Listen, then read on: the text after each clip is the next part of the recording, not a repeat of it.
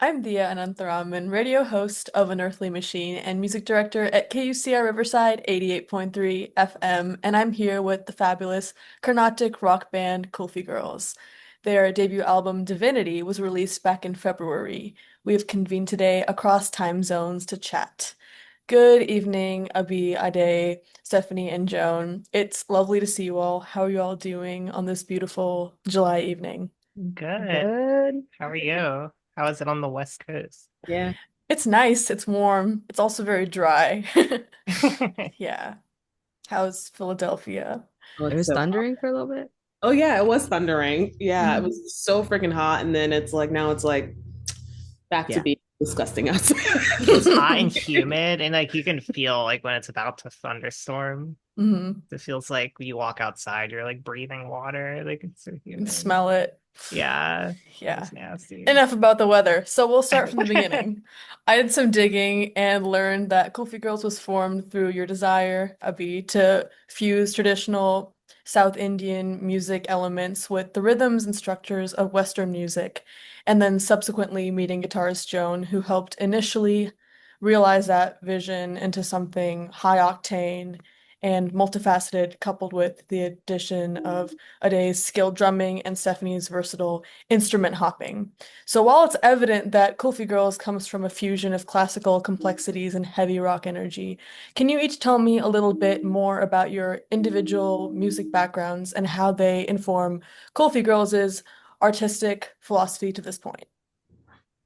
Yeah, we Yeah. start. Okay. So I have always been in some sort of, I guess from when I was really young, my grandma influenced me to like learn Carnatic singing. So I grew up doing Carnatic singing for a long time. And then when I was 11 or 12, I picked up Veena and I played that until college consistently. And then I stopped for college. Um, And then I picked it up again during COVID when I was seeking for some connection, I guess. Was that 2020? Yeah, 2020. I started playing the Vina more and I forgot how much I like to play it. And then we met. Yeah. Yeah, we're married now. I Um, love that. but at the time we were just dating, Mhm. and we would like jam on like a Saturday or like a Sunday each week as like a kind of date thing. And then it Mhm. just kind of went from there, you know. How long have you been playing guitar? Um, since I was 15, I guess. I'm 30 now, so Oh yeah, I'm close to 30. So subtraction. Yeah, I've been playing like 15 years. I have never like played in a band until oh yeah, this is this my first band band. too. Yeah. So Mhm. So it's kind of like, so I guess despite playing our respective instruments for a long time, we're relatively new to the whole like being in a band and like playing live shows and stuff thing. I mean, Albie Mhm. has played live shows before this as like a solo artist. Like Albie has like solo stuff, that she does. Mhm. But yeah. Steph, you go. All right, so I have played music my whole life. My family was really musical, and I was the type of kid I would just play any instrument that we needed. Mhm. If there were two guitars, I would pick up a bass or I would sit at a piano or Mhm. something like that. And I've kind of played in bands my whole life, a bunch of different bands, and from here, I had a mutual friend who had like seen KulfiGirls play and was like, "Hey, they're looking to like actually form like a band." She had seen Joan and a B play, and was like, "You would be a good fit for this band. You should reach out to them." So I did, and initially I was going to be the piano player, but Oh we had a yeah. gig. But we Steph had a came over gig with a coming whole up. Wurlitzer the first time. That was the first time, right? You came over. Oh yeah, It was on the- It was and heavy. we they had a gig in like 2 weeks, and they're like, okay, well, you can join the band, but I don't know if we'll have a bass player yet. And I was just like, order of operations for a rock band, I'll just play bass. Nice. And then from there, again through a mutual friend, I had sort of found out that Ade might be interested in playing in a band, and so I reached out to them to try and get maybe see if they wanted to come rehearse with us, and I'll pass it over. Yeah. Great transition. Very organic. Yeah, sort of the same way. Like Steph said, how Steph joined is how I joined. I used to be in a band previous to this, and I was in that band for about 6 years, and I was like already like checked out in the end. Um, Mhm. and yeah, I was trying to make a new band, join a new band, whatever. And initially, when I got asked, I was like, I'm too busy because I used to manage that band. So then I think it was like shortly after it was like, oh, I'm free now. So yeah, I came in for an audition and they were really mean and made me audition with the hardest song on the album. Um, but Um, yeah, it was really great. It was really nice. It's like, I did start off with like a post-punk band, so that's where I have a hard rock background. My initial drum instructor was he did metal. So like I come from Ooh. a rock background. That's my thing. But I've Mhm. only been playing drums not that long, maybe about 8 years, 8-ish years. And I learned through my first band how to play drums, Mhm. how to be in a band, how to do all Mhm. those things. But I'm lucky enough to actually have event like planning background to be able to be like, I came in Kofi and I was like, hi, y'all are great. But also, here's some ideas. Like they were open enough to like be receptive to that. So yeah.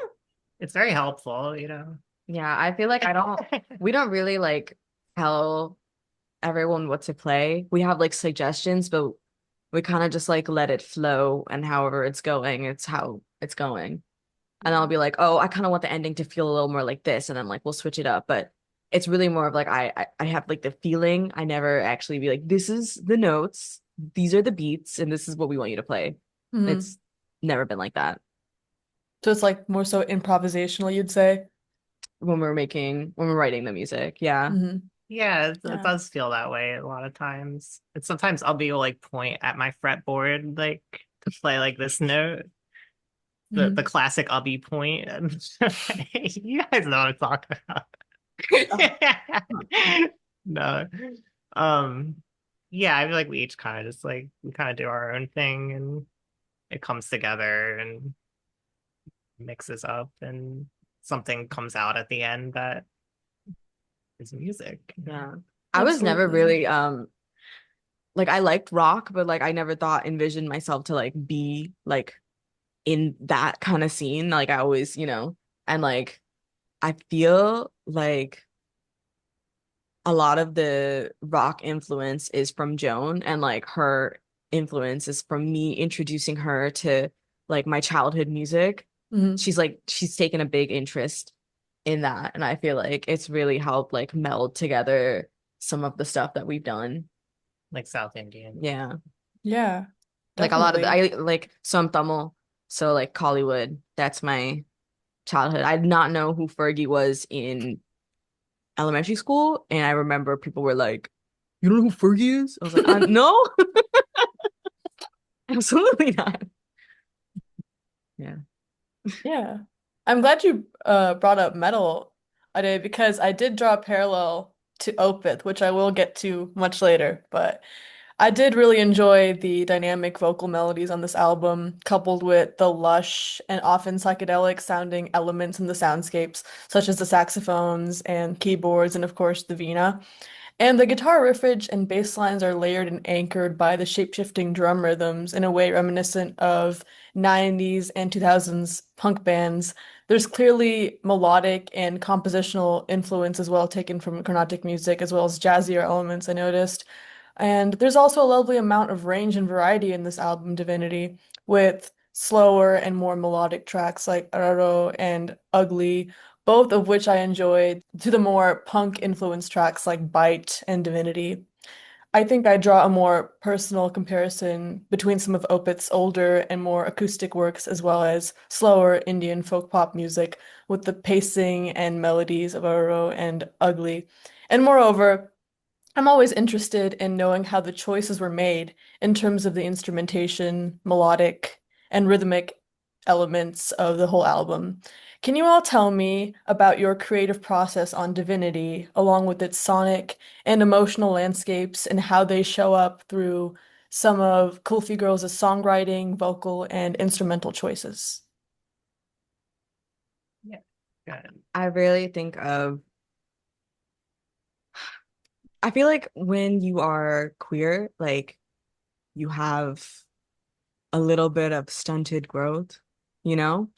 Um, and that's kind of like what this album is like, the my coming of age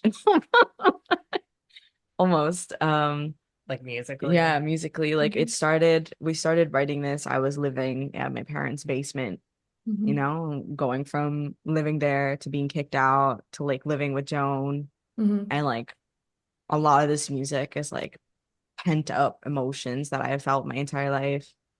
Um, that's how I feel. Yeah. That's like the creative Yeah, inspiration, like narratively, yeah. and Mhm. like the songs. Yeah, I feel like what happened with a lot of the songs on Divinity was like Ubby and I would jam like with like an acoustic guitar and like Ubby singing and playing a Veena and like we just like jam like that, especially during COVID, like because we were at home like all the time. We would always have like music time, like let's sit down and like just kind of like play stuff and like so I feel like I don't know a lot of so they all like eventually translated into like rock tracks, you know. I feel like that's just like kind of like the process that comes naturally to us. Like you write a song like acoustically and then let's like add like distorted guitars and bass and drums and uh like so we'll bring like an iPhone recording like to band practice and be like, hey guys, like listen to this. So, like and Steph and Adair are like, all right, and like, you know, just kind of Very like camp rock. evolves like from there. Right.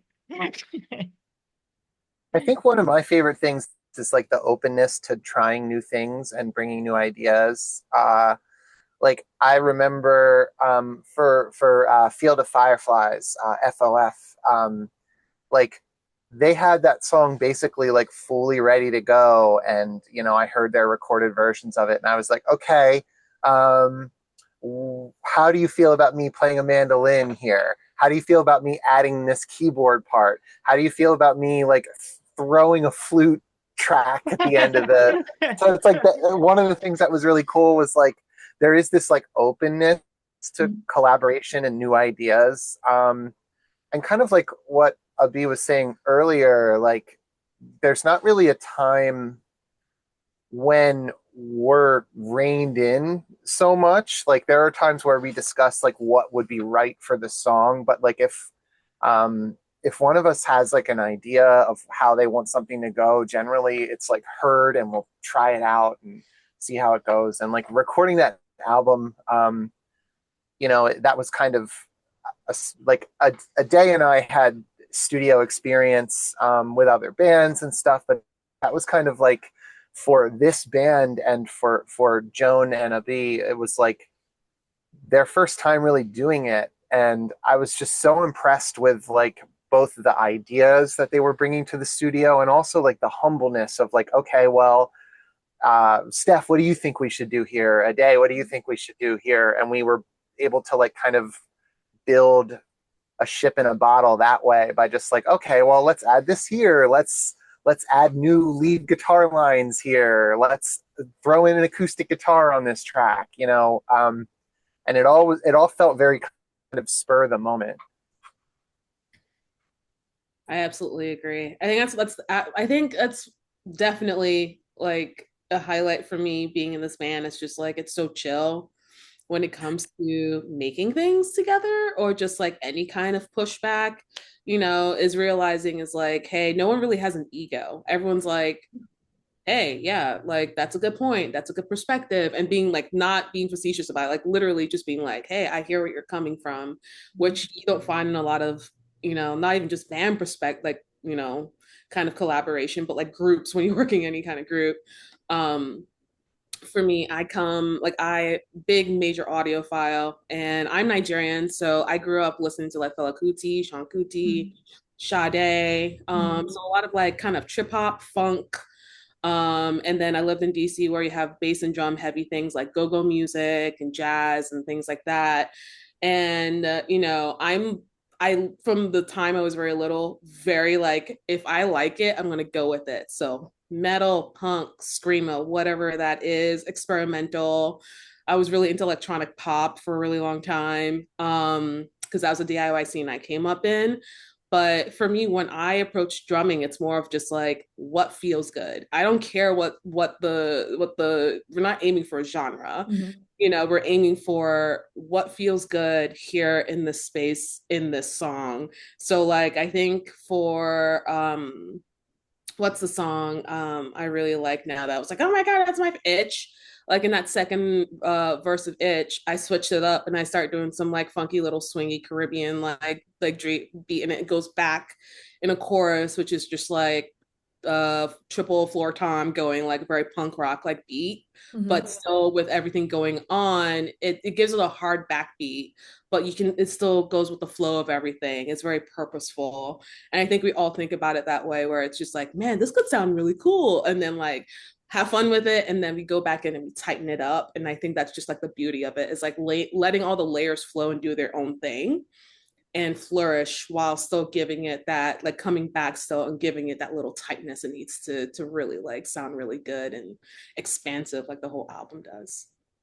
I like how there's like such a meld of influences too, because like a day is bringing a set of influences, and like for me, when I was like first getting into like Itch, that song specifically, in my mind, I was like, all right, this is Neil Young and Crazy Horse, 1969. We're playing Cowgirl in the Sand here. It's like that was where my headset was with my mindset was with that song. So it's like there's just such a different like meld of attitudes going into it that it's just so unique to see how these songs kind of turn out. And I will say too, like the primary songwriting, like what Abi and Joan like bring to rehearsal is always so interesting.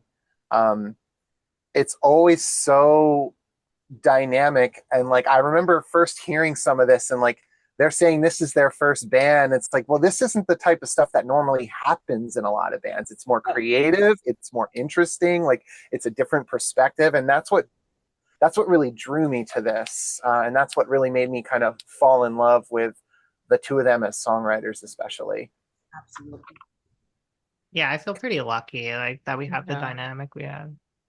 I feel like everyone has like a good ear too. Yeah, like there's a lot of like I listen back to our tracks sometimes more, maybe more than sometimes.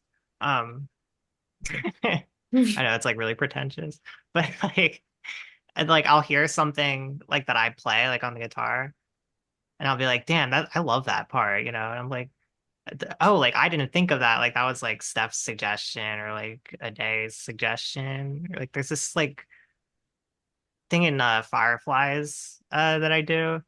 It's like I'm like da da da da da da da bloop, and then there's this like little chord like like and like that was just something I like kind of accidentally did. That was an like literally like and thing I accidentally played because like my finger slipped or something. And we were in the studio and Steph was like, I really like that. Like I like that chord.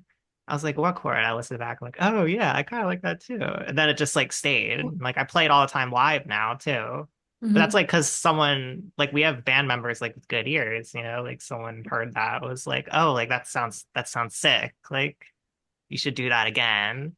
Like having someone next to you to like say that is really useful. Like it's really valuable. I feel like we all do that for each other, you know? Yeah, like a positive feedback loop, kind of. Yeah, Yeah, yeah. It kind of makes it like evolve like organically, like the music. I love that. A We're big also deal not in afraid to seeing say you. when things don't sound great either. So Especially you. Yeah. We we I feel like Ubby and I like to cosplay as like frenemies sometimes. Like when we're playing music together, like it's funny. Like Ubby will play something or I'll play something, and the other one will be like, I don't like that, you know? And it's like a joke, you know, but like it's but half also like there's serious. some kind of like truth underneath like underneath Mhm. it. And so I feel like sarcasm is like the vehicle for us criticizing each other. I don't know, is that healthy? It's funny. It is funny. Journalist, not therapist. Yeah. But yeah, upon initially listening to Divinity, one band sound that kind of comes to mind is Team Dresch, while another parallel might be something a little bit closer to the Cardigans or maybe Paramore. I also mentioned the other personal parallels I drew while listening to specific tracks earlier, but upon catching some of the lyrics, there's definitely a lot of very culturally relevant themes that I caught on to and more personally recognized, especially as a South Indian alternative artist myself. There are Tamil phrases as well as overarching themes of artistic suppression and familial or cultural honor in the face of self-expression and imposed expectations. This type of expression and pushback is really great to see in the sphere of genres like punk, psychedelic, and rock, and the concept itself of reframing the Veena, an instrument often associated with traditional, decorum-conscious, classical South Indian music, into the context of distorted riffage, playful rhythms, and exploring personal identity and artistic pushback is in itself an expansive reclamation. Moreover, I'd like to know what were some of the main inspirations for Divinity, and this could be other music, media, literature, film, spiritual occurrences, religious epiphanies, artistic manifestos, delicious desserts, etc. Delicious. Yeah. I feel like okay. I love this prog band Coheed and Cambria. Um, I definitely like draw a lot of inspiration from that when I'm writing my parts. I draw a lot of inspiration from them and like Pink Floyd. I love Pink Floyd. I love Animals, that album in particular. Um, gosh, there's probably a whole lot, you know. Like sometimes like I'll write a part and then I'll feel like I stole it from somewhere and I have to check. Like I'll be like, "Oh my God, did I steal that?" I'll check and it's like, "No, I didn't steal it." But like it's it's obviously inspired, you know. That's like I don't even know where you draw that line anyways, but like yeah.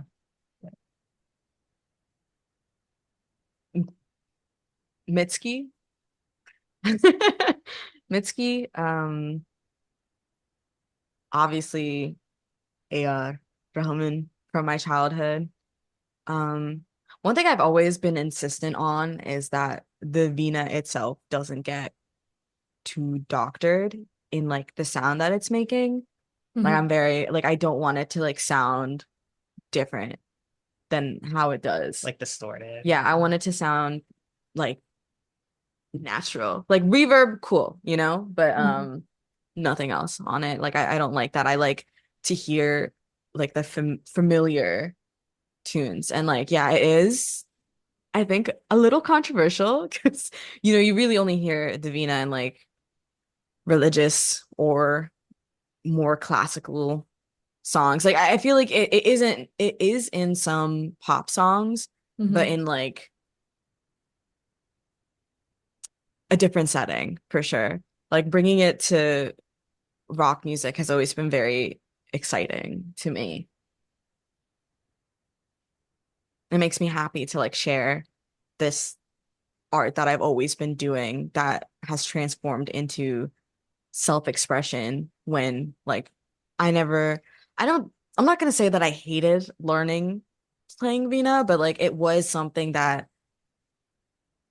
I was like, oh, I would like to do it. And then it turned into something that I hated doing just because as a kid, like you don't like being told to do anything. Mhm. And I was constantly told to do this. And it was every single week I would go and they'd be like, why aren't you practicing? Why aren't you practicing? Why aren't you practicing? And I'd be like, I don't know. I don't know. And it's, you know, something that caused me a lot of anguish as a kid. Now it's like my weapon, it's on my terms. Mhm. Earlier, Avi, you said that like queer people can sometimes be like a little stunted too.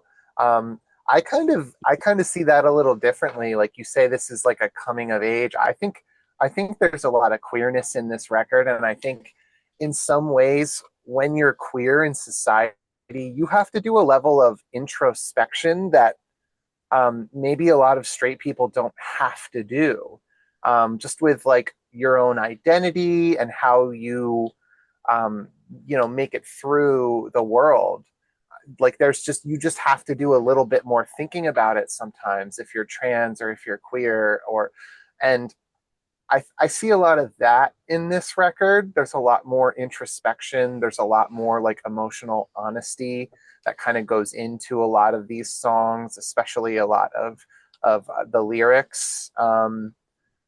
So yeah, I think having an attitude of like open queerness in a time where like that is maybe increasingly nerve-wracking with how society's headed in some kind of way. Like I think that gives a little extra feeling to the music we play, the making of this album and like our shows, that kind of hangs over us. And it's something that I think can help drive us a little too. What do you think about that? Yeah. I still don't tell my parents like about like the music that I make because I know it'll start a fight, Like they haven't listened to a single thing. But my Mhm. cousins have somehow. My aunt listens to it. But it's like they don't really listen to the lyrics though. Yeah. So they're just listening to the melody. Mhm. And they haven't found bite because I feel like I would not hear the end of it. It hasn't been shared to them. When that happens, I think all hell. Look, with this trajectory and just like the impact of this album, it's just like, who cares? Right. But like, I remember when we played with Larlene, and I remember like, I know it was before that. And some of the folks, I think all of them came to our Ortlieb show if they weren't playing that bill. And I just remember one of them was outside literally crying, crying. And that was like early, early, early on, just being like, this is what real rock and roll. This is what Jesus, I haven't heard anything that sounded like this in so long. This is so amazing. This is way before even the music video came out, anything. So Mhm. like just knowing the impact, and that wasn't the only person who said that to me. That wasn't the only person I know who's cried over just coming to a show. And watching people get moved in that way, people are hearing the lyrics. People are really, beyond. So at this point, I think after a certain point, also in like a queer journey, because I also come from a similar background where my parents are like, no, but like you are already making such an impact in so many musicians' lives. Not just like, I mean, think about that. Like you're musician, this band now, especially you being Joan, like being so young, you're already like your musician's favorite musician. That's where you are now as musicians and being so young. And I think y'all should be super, super, super, super proud of that. Because you know me, I got in this band and I was just like talking to everybody, just like, being like, big sis over here, but like doing it for a reason. I don't step out for anybody unless like I believe in you and I believe in the project. So Mhm. it's like really watching the way people connected with it. I also have not seen in so long. So like there's a reason why people are connecting. I think at some point we have to stop letting the expectations of people who brought us into this world control our trajectory where we are naturally going and where people are naturally pulling us into to shine the brightest that you can be. So it does suck, but at the same time, you are, whether or not you want to, which is like the thing also we talk about being queer, is like you don't want to be like, I just want to be, but just by existing and doing what you're doing, you're creating a path for other people to follow. So I really want y'all to always remember that. Oh, Thank you. yeah. Yeah. I was the last one to join this band. And so most of these songs are already done for the most part. I think my biggest influences were probably on Bite and Divinity. But like I was like, here, I'm here. Can I do this? Can I do this? And y'all were so chill about everything. And so for me, it was really getting to know you, get to know the flow, getting to know like how everything is. And it really is like, I think it's so important, like just being community minded and just supportive, especially right now. But like even beyond that, which I think a lot of people don't really grasp onto what being a community means, and like really supporting people, when you can, and the people who are in your circle. So for me, it's like my brain goes ding, like these people are so I would talk to Steph and be like just texting, because I'm just like, and that led to Meg, who's been one of our biggest champions in Philly, who was the one, it was me and Meg just like talking to John, like XPN, XPN, XPN, and then look at what happened, So it's just like people see it, people move, and if you're able to support the people and the people you care about, like why not always shout it from the rooftops? Why not always bring it up in every interview? Like, so like I don't think it's a weird thing. I think you made something beautiful and you want to listen to it, and you find little things that could inspire you to make something new. Like y'all are doing, you're doing a damn thing, so of course we're going to praise you all the time. Like, Yeah, the Philly community is really supportive Yeah. and like inspiring too. Like there's a lot of really good music that comes out of the city. I feel like, Yeah. All right. Next question. I'm also interested in the album artwork for Divinity. It's very vibrant and memorable, and I see it was created by the artist Kushiania. I appreciate the tongue-in-cheek nod to mythology with the multiple arms as well as the severed head and weapon. I'd love to know the story behind the art and why it was chosen to represent Divinity. So in I actually had the art since like 2021. Like it was in the midst. I reached out to Kush because I thought her style was breathtaking. I really liked all the colors, and I was like, this is exactly what I've been looking for. And I was like, I wanted something that represented like a little bit of Lakshmi, because Mhm. Lakshmi plays like Veena, and like I want it to feel like you're taking something there but making it completely different. So that was what it was. Like every single hand is like holding something different, and like the head is, I'm not gonna say it's me. Like I'm not gonna say the girl is me, but she's brown. And the head is like her previous self is what we were going for. She's done with. She's moved Mhm. on from.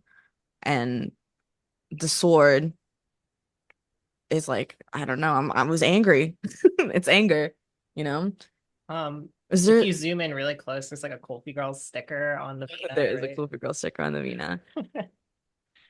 I think I just wanted something that looked like that. Like I've always loved the style, like Indian style things, and the Mhm. lotus flower and the colors. I've always been a very colorful hyper femme type of person, so it made sense, and had it since 2021 until what, 2025?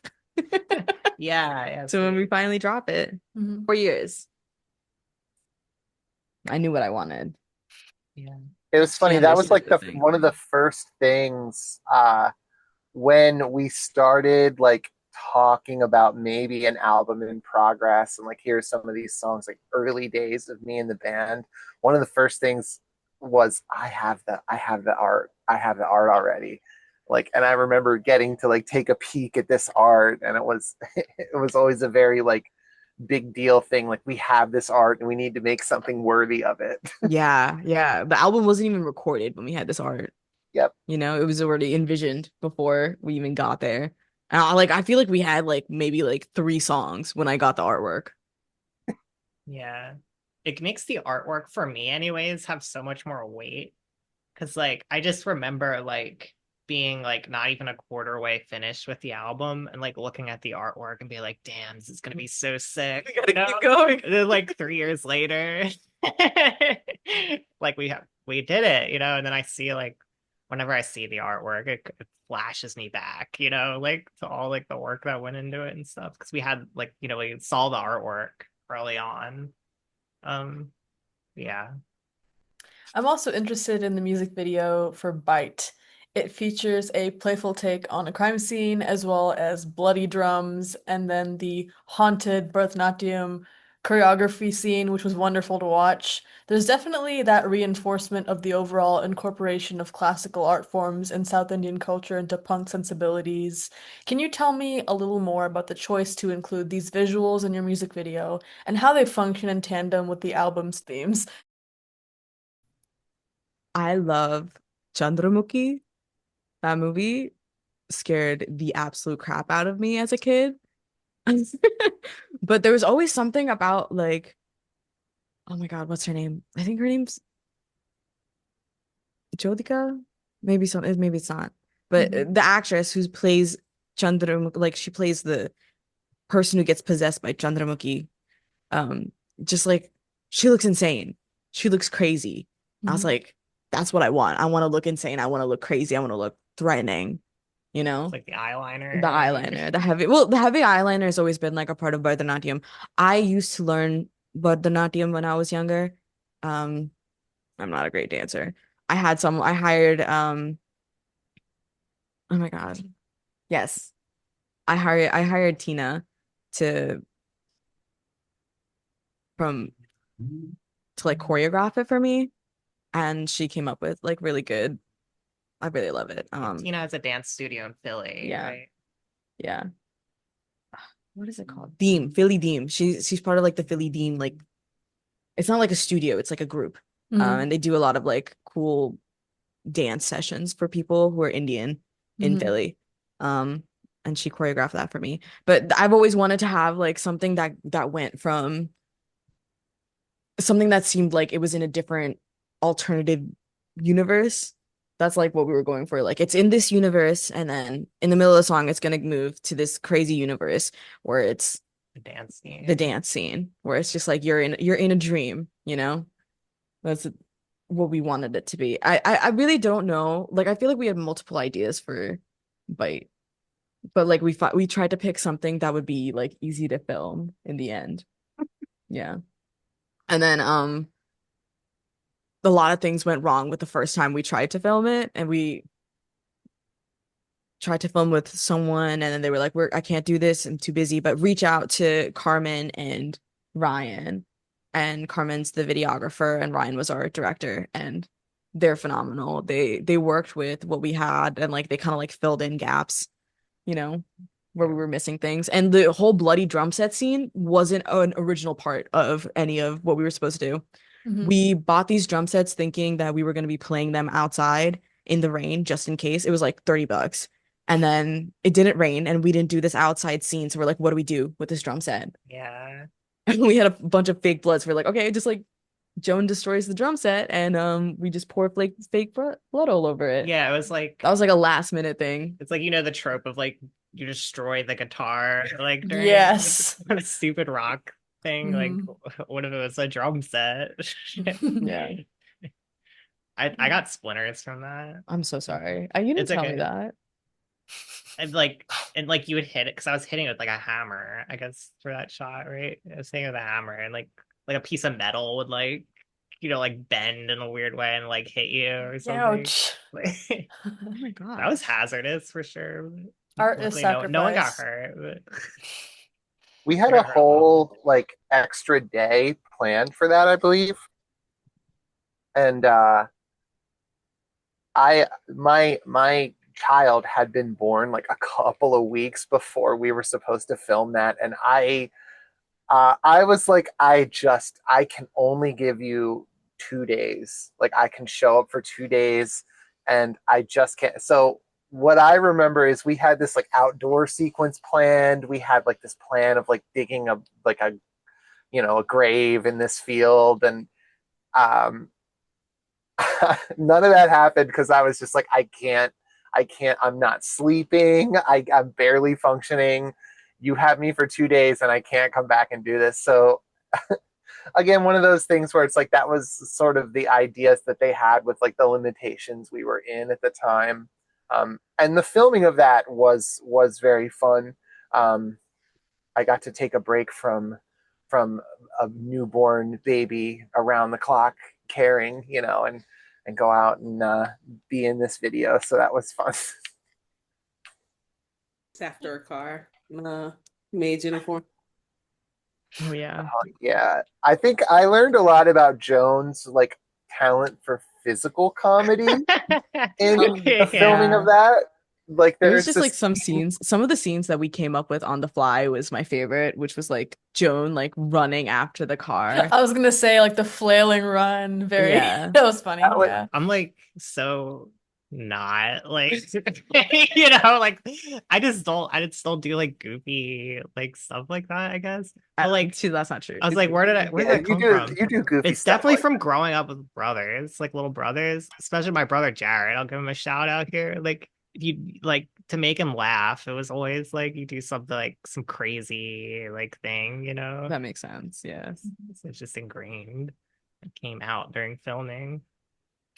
Yeah, Ryan Zimmerman, our director, and Carmen Chan. Carmen Chan, our videographer. They were really good. They make great stuff. Mhm. And Shayna was our producer. Yeah, Shayna is our producer. Let's talk gear. What would you say is the most essential piece of gear to the particular sound of Divinity? Veena. Yeah. yeah, that Veena is everything. Every single show we play, every recording, the first thing I can say is turn up the Veena. I need more Veena. We need to turn it up. When it kicks in some of those songs for those like melodic kind of solo parts is like that's when the songs kind of are at their height. That's when the audience is the most like into it at our shows generally.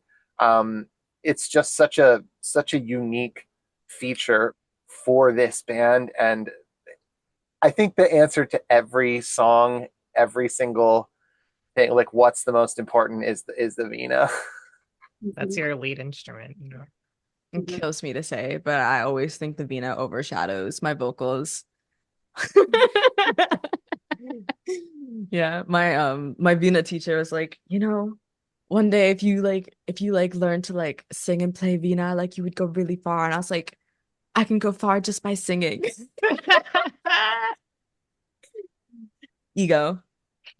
I feel like playing Veena puts me in a different mind space than singing does. Like there's things I can do, like emotions I can convey through Veena that like is like different than to like vocals.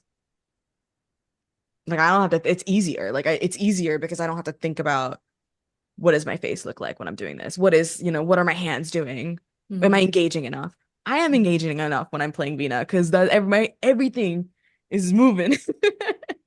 Like I can't do anything else other than play the Veena. So I have to be like focused. What is your Veena and where did you get it? Oh my God. At music. I went to India over the summer to get like I went to visit my family, but I was like, I should get a backup Veena just in case. And this place that I went to forced me to film a little video saying, I got my Veena at blah, blah, blah. And like, made me play. And they did like those like dramatic cuts in between like what I was saying. Like, it was like, my name's Abina Tesh. I have a Veena like at musicals.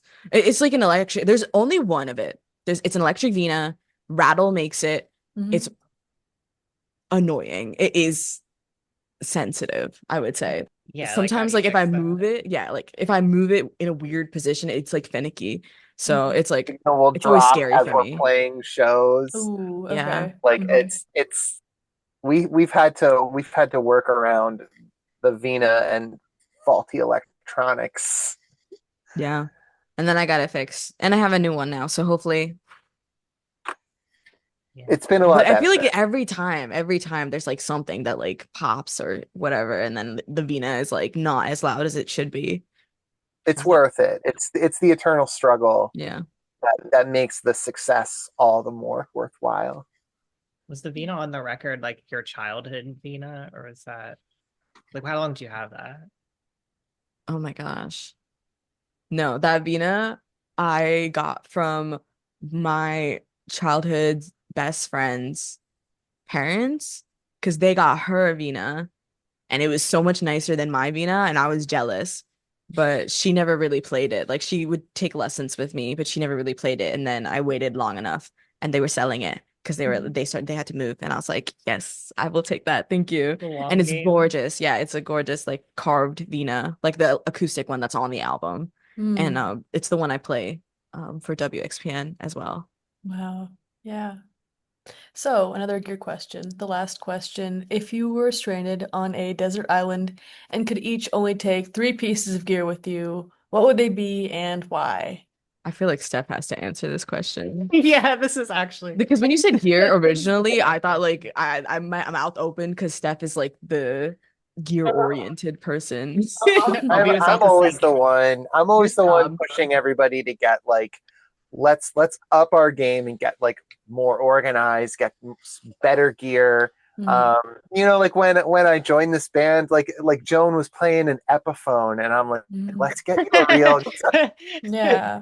Um, and like I worked in a music store for a lot of years, and um, I it's maybe like a little bit sketchy, but what a lot of people would come in to sell their old instruments, Mhm. and over the years, like I would just any kind of spare money I had, someone would come in with like an old instrument. Like the bass that I play most of the time is like it's this old 1973 Guild bass. Wow. Mhm.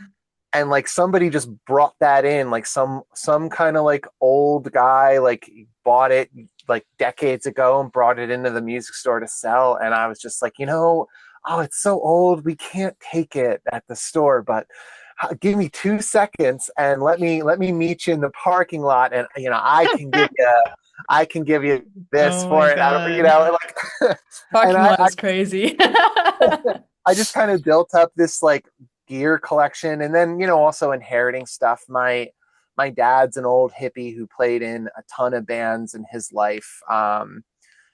So when he would get a new guitar or something, or when I would go into the recording studio or something, I would be like, hey, let me take this, let me borrow this, let me have this. So like, I have a bunch of really awesome like kind of older vintage instruments. And if I had to pick what I'm bringing with me, like if I'm on my own, it's got to be my acoustic guitar, which is my actually not my dad's, it's my mom's guitar that I kind of just took from her when when I moved out of her house, and it's like a bit of a cloud hanging over things. I was just like, I'm taking this old guitar, and it's like this like old 1969 like Guild acoustic guitar.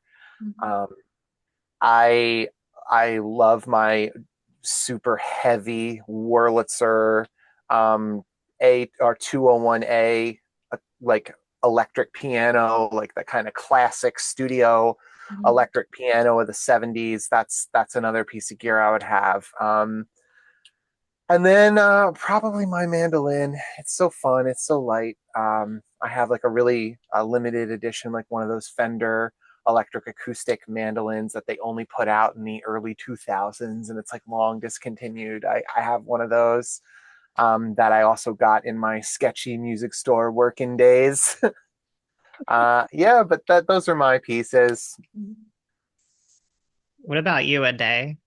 I don't play. I'm the only one in this band. It's like I house. Um, I would bring, God, what would I bring? I'd probably bring my snare.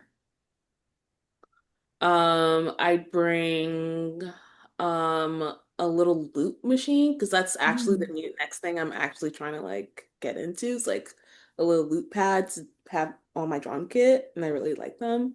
And then oh man, what would be the third thing? The third thing would honestly probably either be we're gonna go with like a little like cowbell. Yeah, love me A some cowbell. cowbell. No cymbals? No, No symbols. I don't need a cymbal. Too much work. Yeah, just keep it simple. Snare, looper.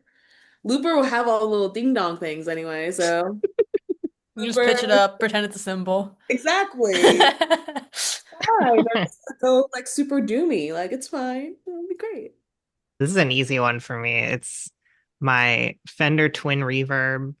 Uh, it's like a 1969 like remodel, like it's like a new Yeah. model, but like it's that version of it. Um, the tube amp, not the modeler one.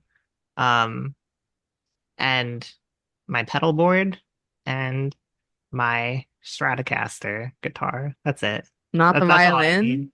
Not the violin. Ugh. Not the piano. But the guitar needs those three components. Like I need those You, three if I'm you could bringing the just guitar. drop them if you got an acoustic. True.